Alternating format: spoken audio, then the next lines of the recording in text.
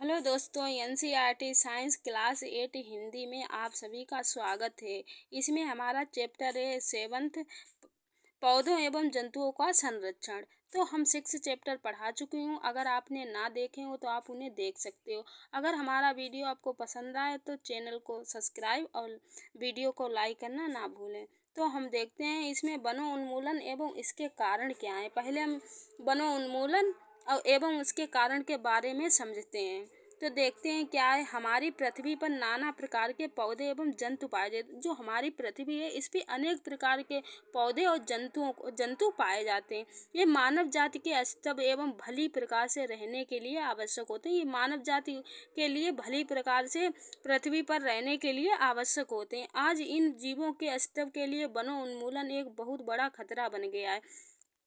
तो इसका मतलब हम समझते हैं आज इन जीवों के अस्तित्व के लिए मतलब आजकल पौधों की बहुत ज़्यादा कटाई हो रही। तो इन जीवों के लिए बहुत खतरा बढ़ गया है रहने के लिए। उन्मूलन का अर्थ है वनों को समाप्त। जो वनों उन्मूलन का अर्थ होता है वनों को लगातार काटना, वनों को समाप्त करना। जब हम पेड़ों को लगातार काटते रहते हैं तो एक दिन वन समाप्त हो जाते हैं। तो देखते हैं समाप्त करने पर पृथ्वी प्राप्त भूमि का अन्य कार्यों में उपयोग किया जाता है। जो वनों को काटकर अन्य कार्यों में इनका उपयोग भी किया जाता है। तो देखते हैं इनके उद्देश्य क्या है। वन वृक्षों की कटाई निम्न उद्देश्यों में की जाती है। किन उद्देश्यों में वनों की कटाई करते हैं तो इनके उद्देश्य हम देख लेते हैं। हम वनों की कटाई क्यों करते हैं, किस लिए करते हैं।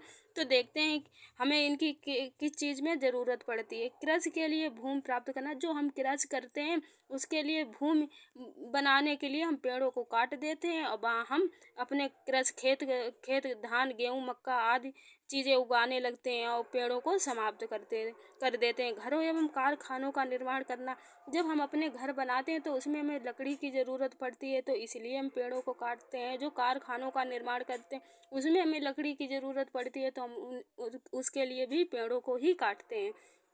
और फर्नीचर बनाने तथा लकड़ी का ईंधन के रूप में जो फर्नीचर बनाए जाते हैं, चेयर टेबल हुई, इसके लिए भी हम पेड़ों को काटते हैं। जो लकड़ी का ईंधन और इसे जलाने के लिए भी काम लाते हैं। तो देखते हैं वनों उन्मूलन का परिणाम क्या है। वनों उन्मूलन से पृथ्वी पर ताप एवं प्रदूषण के स्तर भी वृद्धि होती। जो वनों उन्मूलन है इसे काटने से क्या होता है, पृथ्वी पर ताप एवं प्रदूषण के स्तर में भी वृद्धि होती है। इससे वायुमंडल में कार्बन डाइऑक्साइड का स्तर बढ़ता है। जो वायुमंडल होता है इसमें क्या होता है, ज़्यादातर हम अगर वन समाप्त होते जाएंगे तो क्या होगा, वायुमंडल में कार्बन डाइऑक्साइड जो हमारी CO2 गैस होती है उसका स्तर बढ़ जाएगा।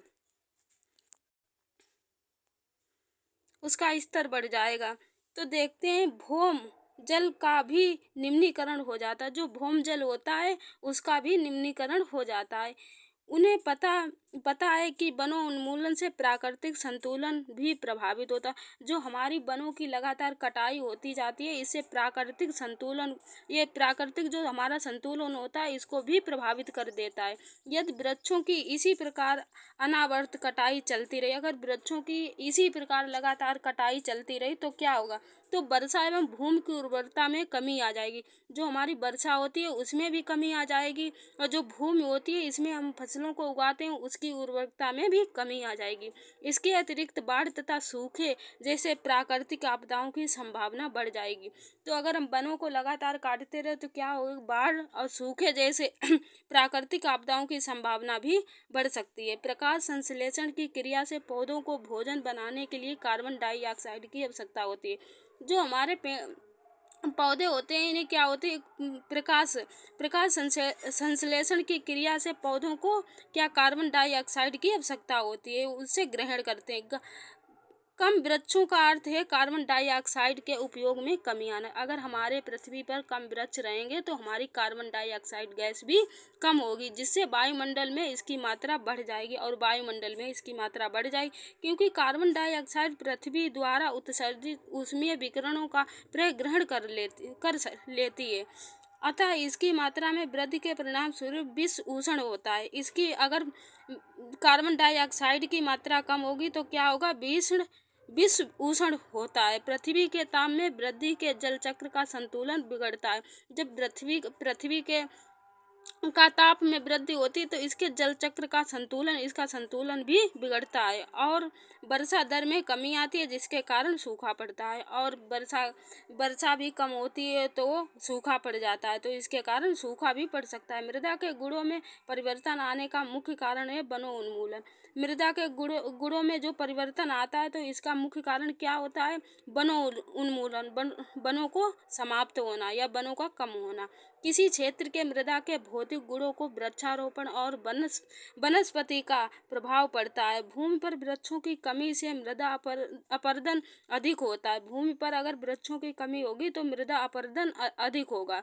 मृदा की ऊपरी परत हटाने से नीचे की कठोर चट्टानें दिखाई देने लगती हैं। अगर हम मृदा की ऊपर की परत जो हटा देते हैं तो इससे क्या होता है? कठोर चट्टानें हमें दिखाई देने लगती हैं। इससे मृदा में हुमस की कमी आती है तथा इसकी उर्वरता में भी अपेक्षाकृत कम होती है। धीरे धीरे उर्वर भूमि मरुस्थल में परिवर्तित हो जाती है। इसे मरुस्थलीकरण कहते हैं। जो क्या होता है? इससे मृदा में हुमस की कमी आती है तथा इसकी उर्वरकता में अपेक्षाकृत कम होती है। धीरे धीरे उर्वरक भूमि मरुस्थल में परिवर्तित हो जाती है। इसी को हम मरुस्थलीकरण कहते हैं। वनों उन्मूलन से मृदा की जल धारण क्षमता तथा भूमि ऊपरी सतह से जल के नीचे की और अंतः सिरवण पर विपरीत प्रभाव पड़ता है जिसके परिणाम स्वरूप बाढ़ आती है। मृदा के अन्य गुणों जैसे पोषक तत्व गठन इत्यादि भी वनों उन्मूलन के कारण प्रभावित होते हैं। देखते हैं वन एवं वन्य प्राणी का संरक्षण क्या है। जैव मंडल पृथ्वी का वह भाग जिसमें सजीव पाए जो जैव मंडल होता है उसमें क्या होता है? पृथ्वी का ऐसा भाग है जहाँ हमारे सजीव ही पाए जाते हैं अथवा जो जीवन यापन के योग्य होते हैं जिनका जीवन यापन करने के योग्य होते हैं। जैव विविधता का अर्थ है पृथ्वी पर पाए जाने वाले विभिन्न जीवों की प्रजातियां। जैव विविधता का अर्थ क्या होता है? पृथ्वी पर विभिन्न प्रकार के पाए जाने वाली प्रजातियां, उनके पारंपरिक संबंध एवं पर्यावरण से उनका संबंध होता है। वन्य जीव अभ्यारण्य देखते हैं वह क्षेत्र जहाँ जंतु एवं उनके आवास किसी भी प्रकार के विक्षोभ से सुरक्षित रहते हैं। वन्य जीव अभ्यारण्य क्या होता है? वह क्षेत्र जहाँ जंतु एवं उनके आवास किसी भी प्रकार के विक्षोभ से सुरक्षित रहते हैं। राष्ट्रीय उद्यान क्या है? वन्य जंतुओं के लिए आरक्षित क्षेत्र जहाँ वह स्वतंत्र रूप से आवास एवं प्राकृतिक संसाधनों का उपयोग कर सकते हैं। जो राष्ट्रीय उद्यान होता है वन्य जंतुओं के लिए आरक्षित क्षेत्र जहाँ वह स्वतंत्र फ्री रह सकें रूप से अपना प्राकृतिक संसाधनों का भी उपयोग कर सकें, उसे क्यों हम राष्ट्रीय उद्यान कहते हैं। जैव मंडल आरक्षित क्षेत्र क्या है देखते हैं। वन्य जीवन पौधे और जंतुओं संसाधनों और उस क्षेत्र के आदिवासियों के पारंपरिक ढंग से जीवन यापन हेतु विशाल संरक्षित क्षेत्र। इसमें हम देखते हैं वन्य जीवन और पौधे एवं जंतुओं संसाधनों उस क्षेत्र के आदिवासियों को पारंपरिक ढंग से जीवन यापन हेतु विशाल संरक्षित क्षेत्र होते हैं। जैव मंडल आरक्षण क्या है? जैव विविधता के संरक्षण के उद्देश्य से जैव मंडल आरक्षित क्षेत्र बनाए गए हैं। जैव विविधता का अर्थ है किसी क्षेत्र विशेष में पाए जाने वाले सभी पौधों, जंतुओं और सूक्ष्म जीव की विभिन्न प्रजातियां हैं। जैव मंडल का अर्थ क्या हुआ? इसका अर्थ हुआ है कि किसी जैव विविधता का संरक्षण उद्देश्य जैव मंडल में आरक्षित क्षेत्र बनाए जाते हैं। जैव विविधता का अर्थ है किसी क्षेत्र में विशेष रूप से पाए जाने वाले पौधों, जंतुओं और सूक्ष्म जीव की विभिन्न प्रजातियां होती हैं। किसी क्षेत्र का जैव मंडल आरक्षित क्षेत्र उस क्षेत्र की जैव विविधता का संस्कृति को बनाए रखने में सहायक होता है। जो जैव मंडल होता है आरक्षित क्षेत्र किसी जैव विविधता को बनाए रखने में सहायक होता है। पंचमढ़ी जैव मंडल आरक्षित क्षेत्र में सतपुड़ा नामक एक राष्ट्रीय उद्यान था जो बोरी एवं पंचमढ़ी नामक जो वन्य जंतु अभ्यारण्य आते थे। पेड़ पौधे एवं जीव जंतु देखते हैं क्या किसी भी विशेष क्षेत्र में पाए जाने वाले पेड़ पौधों एवं उस क्षेत्र के वनस्पति जात एवं जीव जंतु प्राणी जात कहलाते हैं। देखते हैं साल क्या है। साल, सागौन, आम, जामुन, सिल्वर फर्न, अर्जुन इत्यादि वनस्पति जात हैं तथा चिंगारा, नीलगाय, बरकिंग, हिरण, चित्तल, तेंदुआ, जंगली कुत्ता, भेड़िया इत्यादि पंचमढ़ी जैव मंडल आरक्षित क्षेत्र के प्राणी जाते हैं। देखते हैं विशेष क्षेत्रीय प्रजाति क्या है। पौधे एवं जंतुओं की वह स्पीशीज जो किसी भी क्षेत्र में विशिष्ट रूप से पाई जाती है।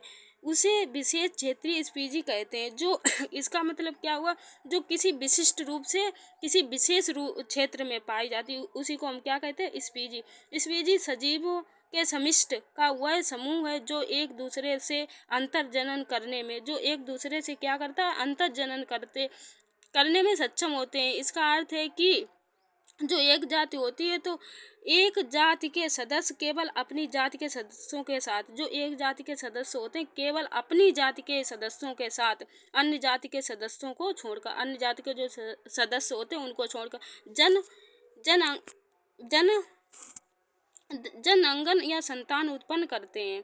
एक जाति के सदस्य में सामान्य लक्षण पाए जाते, जो एक जाति के सदस्य होते हैं उनके सामान्य लक्षण उनमें पाए जाते हैं।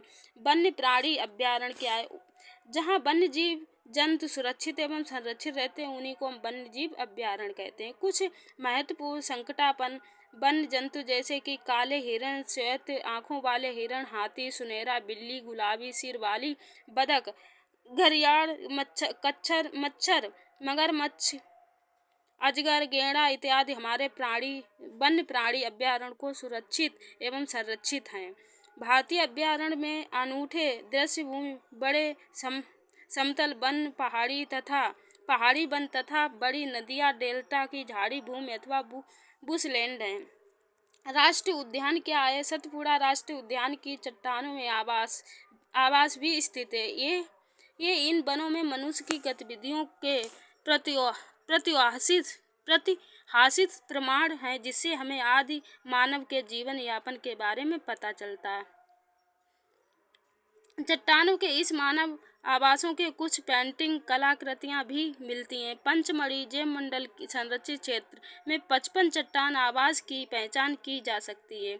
जंतु एवं मनुष्य को इन कलाकृतियों में लड़ते हुए शिकार, नृत्य एवं वाद्य यंत्रों को बजाते हुए दर्शाया गया। आज भी अनेक आदिवासी जंगल में रहते हैं। संकटापन क्या है, देखते हैं संकटापन क्या। वे जंतु जिनकी संख्या एवं निर्धारित स्तर से कम होती जा रही है, जिनकी संख्या निर्धारित समय से इस तरह से कम होती जा रही है, वे विलुप्ति की ओर जाते हैं तो संकटापन जंतु कहलाते हैं। किसी क्षेत्र के सभी पौधे, प्राणी एवं सूक्ष्म जीव अजैव घटकों जैसे जलवायु, भूमि, मिट्टी, नदी, डेल्टा इत्यादि संयुक्त रूप से किसी परितंत्र का निर्माण करते हैं। रेड डाटा पुस्तक क्या, जिसमें सभी संकटापन स्पीजी का रिकॉर्ड रखा जाता है।